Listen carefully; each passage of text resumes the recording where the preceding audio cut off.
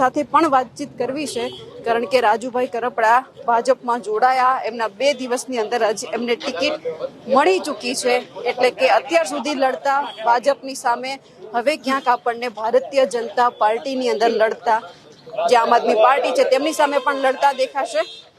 અને ખાસ કરીને જે રીતે વિશ્વાસ વ્યક્ત કરવામાં આવી રહ્યો છે, મારી સાથે રાજુભાઈ કરપડા છે। રાજુભાઈ, જિલ્લા પંચાયત લડવા માટેની કેવી તૈયારી છે? ખાસ કરીને ભારતીય જનતા પાર્ટીના શીર્ષ નેતૃત્વનો હૃદયથી એક ખેડૂતના દીકરા તરીકે આભાર વ્યક્ત કરું છું।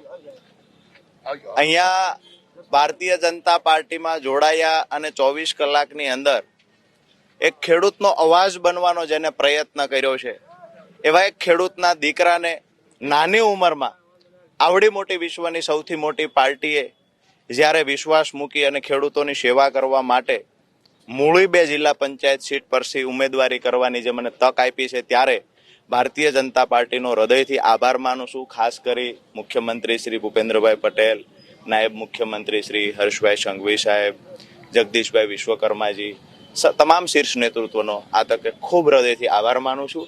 અને અમારા વિસ્તારના જે ખેડૂતોના પ્રશ્ન, ખાસ કરીને સિંચાઈના પાણીનો પ્રશ્ન, તો આ મુદ્દે જે છેલ્લા અમુક સમયથી ભારતીય જનતા પાર્ટી દ્વારા એક પછી એક નિર્ણય લઈ દરેક ખેડૂતના ખેતર સુધી સિંચાઈનું પાણી પહોંચાડવાના જે પ્રયત્ન કર્યા છે, એનાથી આજે અમારા ગામડાઓ ખરેખર સદ્ધર બની રહ્યા છે।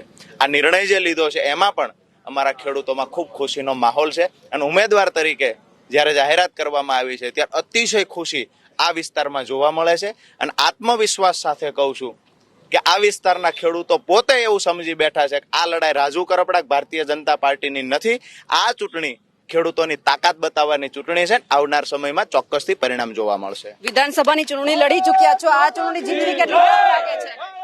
જ્યારે ખેડૂતો પોતે ઉમેદવાર બનીને ચૂંટણી લડતા હોય ત્યારે મને એવું લાગે છે કે ઐતિહાસિક લીડથી ખેડૂતો પોતે ઉમેદવારને જીતાડતા હોય છે। ખેડૂત અહીંયા પોતે ચૂંટણી લડી રહ્યો છે। રાજુ કરપડા પાર્ટી આ બધી વાત બરાબર છે, સૌથી મોટી વાત એ છે ખેડૂતો પોતે ચૂંટણી લડે છે એવું સમજીને આગળ વધી રહ્યા છે।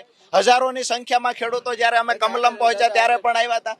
મુદ્દાની વાત એ છે કે ખેડૂતો આ વિસ્તારમાં જે ભારતીય જનતા પાર્ટી દ્વારા જે કામ થયા છે, ખાસ કરીને સિંચાઈના પાણીની વાત હોય, કમોસમી વરસાદ દરમિયાન જ્યારે ખેડૂતોને વળતર ચૂકવવાની વાત હોય, તો જ્યારે પણ જરૂર પડે ત્યારે ખેડૂતોના ખંભે હાથ મૂકીને સરકાર આ વિસ્તારમાં ખાસ કરીને ખેડૂતોના હિત માટેના નિર્ણયો લીધા છે। તો અમારા વિસ્તારના ખેડૂતો ખૂબ ખુશ છે અને આવનાર દિવસોમાં પરિણામમાં એક ખુશી જોવા મળશે। કોંગ્રેસ અને આપની સામે હવે લડવું પડશે। મને એવું લાગે છે કે કોંગ્રેસ પૂરતી વાત કરો તો વિપક્ષ તરીકે કદાચ દૂર સુધી દેખાય છે, પણ અન્ય પાર્ટીની જે તમે વાત કરો છો એ પાર્ટી મને અહીંયા આ વિસ્તારમાં 50% ઉમેદવારો પણ ઊભી કરી શકી નથી। અત્યાર સુધી આમ આદમી પાર્ટીમાં હતા, ભાજપની સામે લડ્યા છો, હવે એમની સાથે જ લડવાનું છે? હા, મને એવું લાગે છે કે તમે જે પાર્ટીનું નામ મારા મોઢે બોલાવવા માંગો છો, જેના 50% ઉમેદવાર સૌરાષ્ટ્રમાં મળવાના નથી, તો એ પાર્ટીની ચર્ચા શા માટે કરવી જોઈએ? અમારા ખેડૂતોની વાત કરીએ, ખેડૂતોના નાના મોટા જે પડતર પ્રશ્ન છે એને ઉકેલવાના પ્રયત્ન કરીએ। બિલકુલ, એટલે કે રાજુ કરપડાએ જીતનો વિશ્વાસ છે તે વ્યક્ત કરી દીધો છે। તમે અહીંયા માહોલ પણ જોઈ રહ્યા છો કે જે રીતે ઘણા બધા ઉમેદવારો સાથે, જે કાર્યકર્તાઓ સાથે રાજુ કરપડા છે તે હવે થોડી જ વારની અંદર ફોર્મ છે તે પણ ભરવા જવાના છે। આ વખતે કડી ટક્કર એમની કોંગ્રેસની સાથે સાથે આમ આદમી પાર્ટીની પણ છે। 2021માં જ એમને ટિકિટ આપી હતી, હવે એમની જ સામે લડવાનું છે, એટલે કે આ વખતે આમ આદમી પાર્ટી સક્ષમ બને છે કે કેમ તે પણ જોવાનું છે।